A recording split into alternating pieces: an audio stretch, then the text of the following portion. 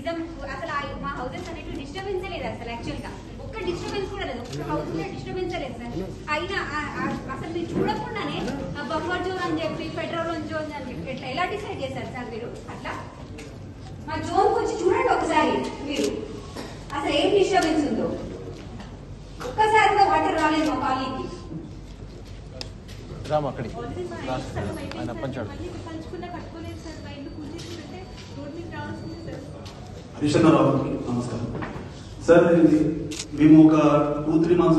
మేము గండిపేట సైడ్ నుంచే వచ్చామండి. ఈ మూసీ పరివాహక ప్రాంతాలు ఈ ఎఫెక్ట్ అయినవి అంటే ఎఫ్టీఎల్లో ఏం లేదు మాది.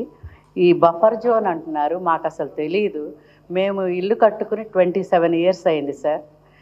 27 ఇయర్స్ నుంచి మేము అన్ని లేఅవుట్లు మాకు డాక్యుమెంటేషన్ అంతా లీగల్గా ఉంది. ఏది ఆక్రమణలు లేవు, ఇంకోటి లేవు, ఏమీ లేవు.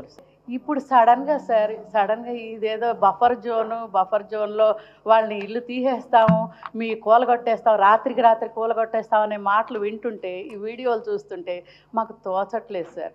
ఈ 27 ఇయర్స్ నుంచి మేము పడ్డ కష్టం సార్. మేము ప్రతిదీ లోన్ల మీద ఇల్లు కట్టుకున్నదే సార్. మేము అంత ఆనెస్టీగా నిజాయితీగా మేమున్నప్పుడు మాకెందుకు సార్ ఈ బాధలు? ఇప్పుడు ఉన్నట్టుండి ఈ రాత్రి ఇల్లు తీసేస్తామంటే మీరు వెళ్ళిపోండి అంటే మేము ఏం కావాలి సార్? నిన్నటి వరకు సార్ మేము ఈ లోన్స్ కట్టుకోవడంతోనే మా జీవితం వెళ్ళిపోయిందండి. ఇప్పుడు 2 ఇయర్స్ 3 ఇయర్స్ అయింది సార్ మా వారు రిటైర్ అయ్యి. ఈ మధ్య కొద్ది హ్యాపీగా ఉంటున్నాం. ఈ హ్యాపీనెస్ని ఒక్కసారి తీసేశారండి మా జీవితాల్లోంచి. ఇప్పుడు ఏం చేయాలో అర్థం కావట్లేదు. రోడ్డు మీద పడేస్తే మేమేం కావాలండి? మమ్మల్ని అనాథల్ని చేస్తే మేమేం కావాలి మేడం? అది తోచట్లేదు మేడం.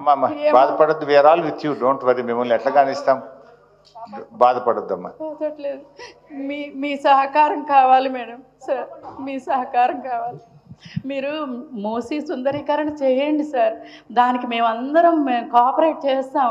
కానీ మా ఇళ్ళు పడగొట్టేసి మమ్మల్ని అనాథల్ని చేసి ఇన్ని ఏళ్ల బట్టి మేము ఉంటున్నది మీరు ఇచ్చేసి మమ్మల్ని రోడ్డును పడేసి మీరు ఏం సుందరీకరణ చేస్తారండి? ఏం చేస్తారండి? మాకు మూసీ సుందరీకరణ చేయండి.